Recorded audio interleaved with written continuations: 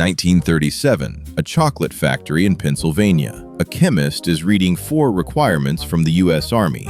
4 ounces, 600 calories, must not melt in the heat. And the 4th one, it should taste barely better than a boiled potato.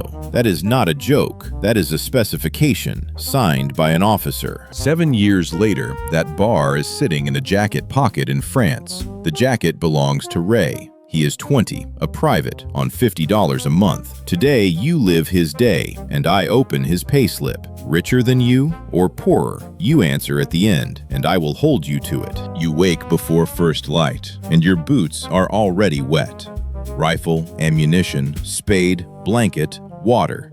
55 pounds on your back, and you picked none of it. Somewhere in that load sits 4 ounces of chocolate you have been ordered not to eat. Nobody brings you a menu. Breakfast is whatever the field kitchen managed to reach, and the field kitchen has its own problems this morning. So the pocket matters more than the plate, and the thing in your pocket was designed by a committee that never laid eyes on you. What they designed, the Army ordered to be bad on purpose. We will come back to that, and you will not like the reason. All right, let's do what we always do. Let's open the payslip. Gross, $50 a month for a private. In 44, that is real money. A factory worker back home makes double, but he also sleeps in a bed. Ray sleeps in a hole he dug himself. They do not deduct for the hole. Yet, a used car runs a couple of hundred, a loaf of bread is 10 cents, and Ray's month buys neither because he never actually sees those $50. Do the arithmetic with me. Bread was 10 cents then and runs about $3 now, so call it a multiplier of 25. That puts Ray's $50 at roughly $1,200 a month in today's money, gross. Now the deductions. Life insurance, $6.40 for a $10,000 policy. An allotment to his mother, $22 straight off the top. And a war bond he was very firmly encouraged to buy. Very. $50 a month, gross. Hold on to that number. It comes back tonight. Because take-home is under $10. Your rent eats more than that in the time it takes you to hear this sentence. The insurance office took a cut. The allotment took a cut. The bond took a cut. In today's money, he walks away with roughly $250 a month, and that is with his food, his bed, and his doctor already paid for by somebody else. Say it with me. There is always a middleman. So almost everything they credited him, he never held. And the most valuable thing in his pocket turns out to be the one thing he paid nothing for. Next, why a candy factory was ordered to make the worst chocolate it was capable of making. The first 3 requirements are engineering. 4 ounces, 600 calories, and no turning to mush at 120 degrees. And in North Africa, that kind of heat is an ordinary day.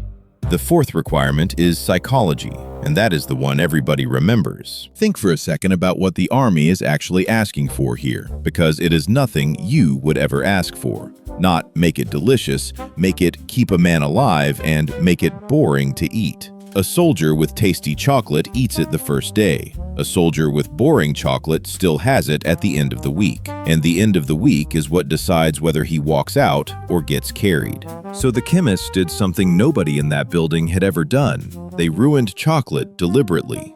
Oat flour for density. Powdered milk. So little sugar you can barely call it candy. What comes out is a block you cannot bite. You shave it with a knife.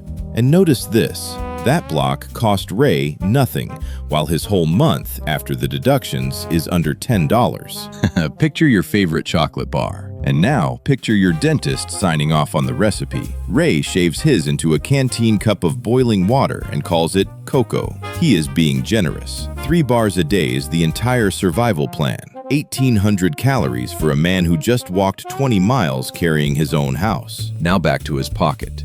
The bar came to him free, and it is the only free thing in a month that left him under $10. Quick question for you while we are here. How many genuinely free things did you get this month? Not discounted, free. It gets better. That same bar turns out to be worthless in the one place where chocolate works like cash. Keep that $50 a month in view. We are still counting whether he ends up richer than you. Meanwhile, in Pennsylvania, the numbers stop making sense.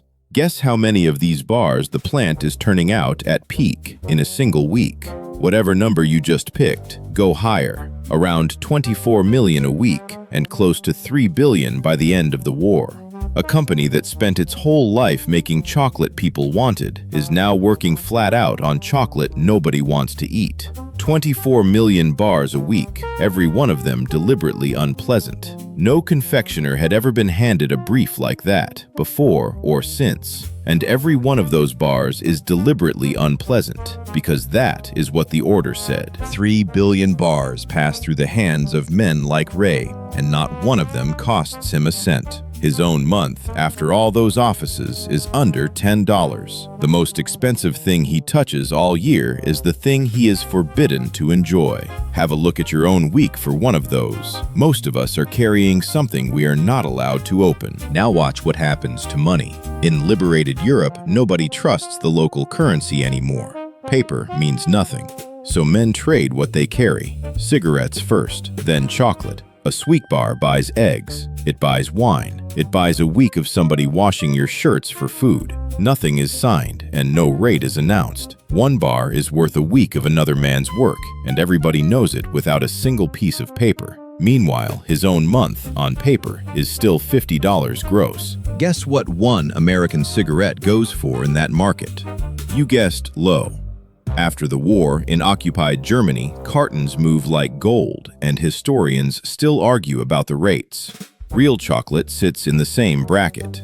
Ray's entire month is $50 gross. What is sitting in his pocket earns that much in one evening. The one thing that will not trade is the bar the army ordered to taste bad. Except for one item. The ration bar does not trade. It is chocolate, it is real, it is free. And in Europe, they will not take it even as a gift, because one bite explains everything. The army got exactly what it ordered. It got a nickname, of course, Hitler's secret weapon. Not for what it did to the enemy, for what it did to the man carrying it. 600 dense calories, almost no fiber, day after day. The medics were not short of work, and we will leave it there. Notice what that nickname is really admitting.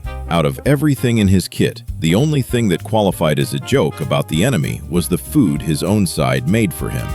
And the payslip for this day still reads $1 and change, with not one line for eating it. Time to kill a myth, and for once it lands in our man's favor. You have heard that soldiers whined about the ration because they were spoiled. Open the specification. The army did not make bad chocolate by accident. It ordered bad chocolate in writing and paid extra for it. Every man who grumbled and carried the block anyway was following a plan written 7 years before he was drafted. And it still does not put a single extra dollar in his pocket. And here is the line under all of it. The army looked at one man's day and decided the safest way to keep him alive was to make his food unpleasant. That is not a recipe. That is a bet on his willpower, handed to him as a bar of chocolate, and nobody thought to ask the man who had to carry it. Speaking of what this day was worth, the army valued his life at $10,000 of insurance, roughly $250,000 today, and his day at $1.60 gross, which is about $40 now. The bar he is not allowed to enjoy costs the treasury pennies and outlasts Ray himself. Your day has a number on it too, by the way. Payroll knows exactly what it is, even if you have never worked it out. That is the arithmetic. They did fix it in the end. In 43, the tropical bar arrives, holds the same 120 degrees, but tastes like chocolate at last. It took a war, a laboratory, and several million complaints to prove you could have both at once. This bar gets a second life nobody planned. In 71, its descendant flies on Apollo 15. Chocolate built so a tired man in a wet hole would not eat it too early ends up somewhere nothing is allowed to melt or spoil, on the moon. Evening. You dig the hole, you eat something warm if you are lucky, and you put the bar back in the jacket unopened. Weeks in that pocket, and not once. Be honest with yourself about how long you would have held out before you opened it. The army got full value out of a 20-year-old who was never shown the bill. The bar they ordered ruined did its job. He did not eat it, even in a hole, on an empty stomach. The order that made it taste bad worked right to the end. So, the tally. His side. Food, clothes, a bunk, and a dentist are somebody else's problem, and the chocolate is free.